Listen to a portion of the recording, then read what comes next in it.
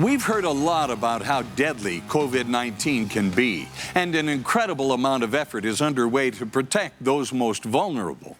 But there are others being affected by the coronavirus pandemic who may not understand exactly what's happening, but can certainly sense the fear. I kept my social distance when I sat down with child psychologist Doug Goldsmith and asked him 3 questions.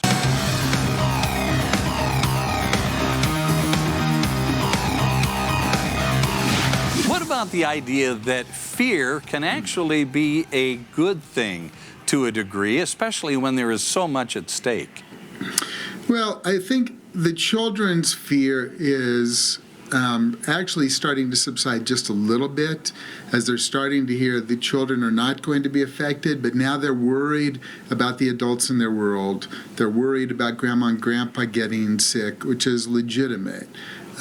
So a lot of information needs to be done to help them understand realistically what's going to happen. One of the mistakes parents make that causes the fear to actually escalate is we try to be protective. We don't want our children upset. But in this kind of situation, they need to say, yes, people are going to die. Yes, very old people are going to die, and that's why we're going to take care of ourselves so we don't pass it on and make other people sick. What are some of the signs that parents should watch for in children that may not be handling the stress and the strangeness of this coronavirus pandemic very well? And once they identify those signs, what do they do about them? That's a really important question. One of the things that I think parents can do that is most helpful is to say to the children, we are going to be fully honest with you. If we find out that you're not going back to school, we're going to tell you right away. If we find out that we're having to stay in the house longer, we're going to tell you right away. And most important, if grandma and grandpa get sick or mom and dad are sick, we are going to let you know. We're not going to keep that secret. So you don't have to be watching and wondering, because if we haven't told you, everybody is fine. That can really put their minds to ease. But highly anxious children are highly anxious about everything, and their minds tend to become irrational and blow it out of control. If they stop eating, if it looks like they're washing their hands too much because they're now frightened, if it looks like they're changing their routines or making some unusual behaviors, some of the kids will create rituals that don't make sense. They may start to go into the bathroom and need to turn on and off the sink 10 times before they can leave the bathroom. Those kinds of obsessive behaviors, all of those kinds of things would warrant reaching out and getting help. In addition, changes in appetite, changes in sleep, an inability to sleep, or a lot of new worries that are coming up in their discussion, those kids may need help. Children process traumatic events in different ways.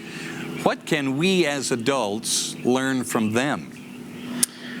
Well, I think we need to appreciate when they are using humor.